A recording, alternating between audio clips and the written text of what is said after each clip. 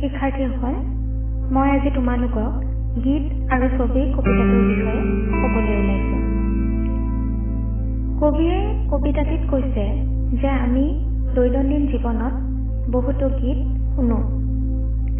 কিছুমান গীত বা গান আমাৰ মাজত সদায় চিৰসেউজ হৈ ৰৈ যায় আৰু সেই ভাল লগা চিৰসেউজ গীতবোৰ সকলোৰে প্ৰিয় হৈ যায়। কিন্তু কিছুমান এনে গীত আছে যিবোৰৰ অৰ্থ হয়তো সকলোৱে বুজি নাপায় বা গীতটোৰ ভিতৰৰ ভাল লগাখিনি উপলব্ধি কৰিব নোৱাৰে। সেইদৰে আমি জীৱনত বহুতো ছবি দেখিছোঁ। বহুত ছবিয়ে আমাৰ মনত সাজ পেলাইছে, কিন্তু সকলোবোৰ ছবি বা চিত্ৰ সকলো মানুহৰ ভাল নালাগিবও পাৰে। কিন্তু এনেধৰণৰ সকলো গীত বা ছবিত শিল্পী সত্তা এটা সোমাই থাকে। আনহাতে কবিয়ে কৈছে যে যিবোৰ বস্তু দেখিলে সকলোৱে মনত আনন্দ পায়, সেই কথাই সকলোৰে মনত উল্লাস ভৰায়। গোটেই জগতেও সেই কথাবোৰত, সেই বস্তুবোৰত উৎসাহ পায় আৰু লগে লগে সেই বস্তুবোৰে আলাসত ঠাই পায়।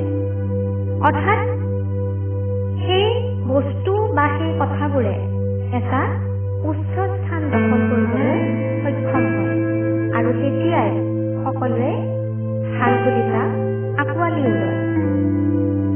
গীত এটা যেনেকুৱাই নহওক, ভাল গীতে সদায় মানুহৰ হৃদয়ত স্থান পায়।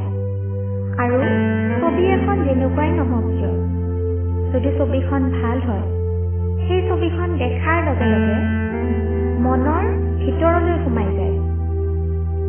হয়তো সেই ছবি বা গীতৰ অৰ্থ মানুহে ভালদৰে নাজানিবও পাৰে, কিন্তু সেই ছবি বা গীতে সহস্ৰজনৰ অন্তৰ কঁপাই তোলে।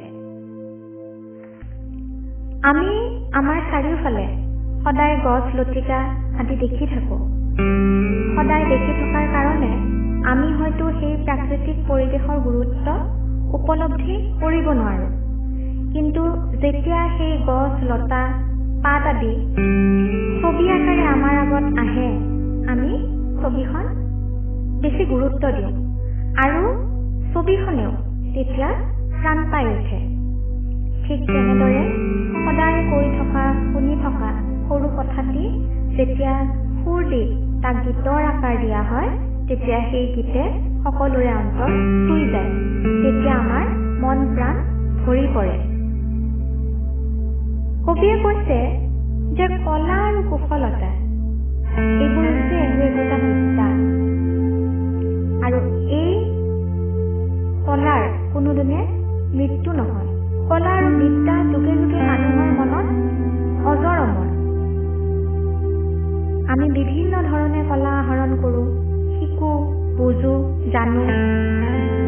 এই শিকি, বুজি, জানি সেই কলাবোৰক মানুহৰ আগত প্ৰকাশ কৰোঁ। সেইবাবে এই কলাই য'তেই যেনেদৰে যি স্থান পায়, সি তেনেদৰে আগবাঢ়ি গৈ থাকে আৰু তেতিয়াই কলাৰ বিকাশ আৰু প্ৰসাৰ হ'বলৈ আৰম্ভ কৰে। তেতিয়াই এজন শিল্পী সত্তাই মৰ্যাদা পাবলৈ সক্ষম হয়।